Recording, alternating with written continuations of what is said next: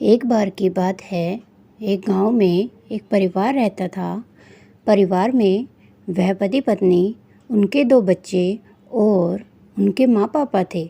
पति का नाम राहुल और पत्नी का नाम हिमांशी था। हिमांशी की सास का नाम रेखा और ससुर का नाम जयपाल था। उनके बहू बेटे और बच्चे हर शनिवार को बाहर खाना खाने जाते थे, पर रेखा जी और जयपाल जी बाहर खाना खाने नहीं जाते थे। एक दिन राहुल ने अपनी पत्नी से कहा, शाम को खाना मत बनाना, मैं होटल से सब्जी और रोटी लेता आऊँगा। अच्छा, अब निकलता हूँ, तुम मुझे बता देना क्या लाना है। कार की चाबी उठाकर राहुल घर से निकलने ही वाला था कि पीछे से माँ ने टोक दिया। क्या माँ, आप ही तो कहती हो पीछे से नहीं टोकना चाहिए, अब आप ही ने। खैर छोड़िए, क्या हुआ, कोई ख़ास बात है क्या? माँ बोलती है, बेटा वैसे तो तुम सब लोग शनिवार को ज़्यादातर होटल में खाना खाने जाते हो, फिर अब ये सब घर पर भी लाना शुरू कर दिया। रेखा जी ने अपनी आश्चर्य भरी निगाहों से राहुल को देखा तो राहुल कहता है, अरे नहीं माँ, वो तो मेरे दोस्त ने नया रेस्टोरेंट खोला है, तो सोचा वहाँ से खाना पैक कराकर लेता आऊँ। अच्छा माँ, अब मुझे देरी हो रही है, मैं चलता हूँ, शाम को आकर आराम से बात करता हूँ। रेखा जी अपनी बहू से कहती हैं, बहू खाना चाहे बाहर से आए या नहीं, मैं और तुम्हारे पापा घर का खाना ही खाएंगे। बाहर की कड़क कड़क रोटियां हमसे नहीं खाई जाती।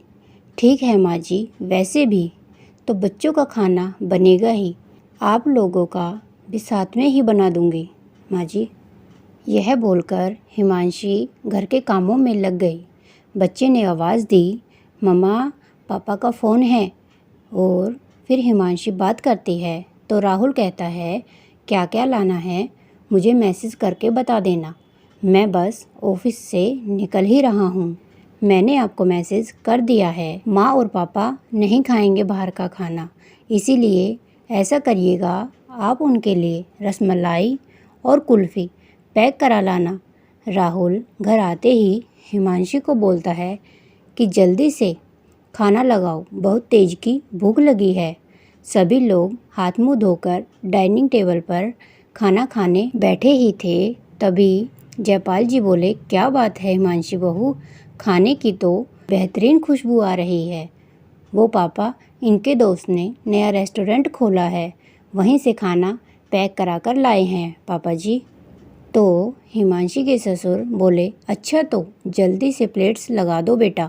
हिमांशी बोली, पर पापा, माँ ने तो आपके और अपने लिए। तभी हिमांशी की बात बीच में काटते हुए उसके ससुर बोले, माँ की छोड़ो, किसी छोटे बच्चे की तरह जीभ लपलपाते हुए जयपाल जी ने कहा, जो सब खाएंगे वही मैं भी खाऊंगा। थोड़ी ही देर में राहुल, बच्चे, रेखा जी और जयपाल जी सभी लोग डाइनिंग टेबल पर होटल वाला खाना खा रहे थे। हिमांशी अपनी सास के लिए रसोई में से खाना लाती है और बोलती है, माँ जी ये लीजिए आपकी आलू की सब्जी और गरम पराठा। बहू, अब तो मैंने यही खाना खा लिया, रोटी एकदम मुलायम थी और सब्जी में प्याज लहसुन भी नहीं था। पापा आप कुछ लेंगे? तभी हिमांशी के ससुर बोलते हैं, होटल के खाने के आगे भी कोई घर का खाना खाता है। मम्मी सच में खाना बहुत अच्छा है। बच्चे भी खुश होते हुए बोले। और फिर राहुल कहता है, हिमांशी अब जल्दी से तुम भी खाना खा लो, फिर हम सब एक साथ कुल्फ़ी और रसमलाई का मज़ा लेंगे। हिमांशी खाना लेकर बैठी ही थी, तभी राहुल वहाँ आ जाता है। क्या हुआ, तुम ये सब क्यों खा रही हो? क्या तुम्हारे लिए कुछ भी नहीं बचा?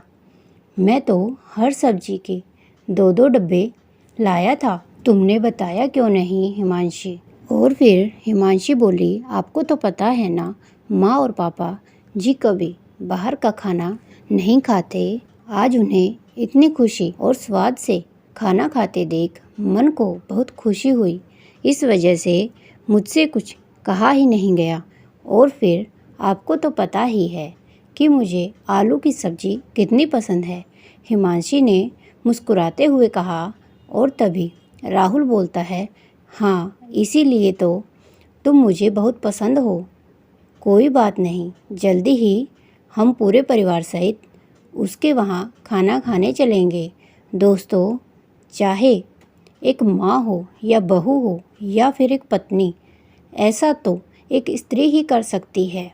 उसे यूं ही नहीं त्याग की मूर्ति कहा जाता। अपनों की छोटी छोटी खुशियों में भी बड़ी खुशी ढूंढने का हुनर सिर्फ और सिर्फ एक औरत ही जानती है। और कुछ देर बाद वह सब एक साथ बैठकर रसमलाई और कुल्फ़ी का आनंद लेने लगे।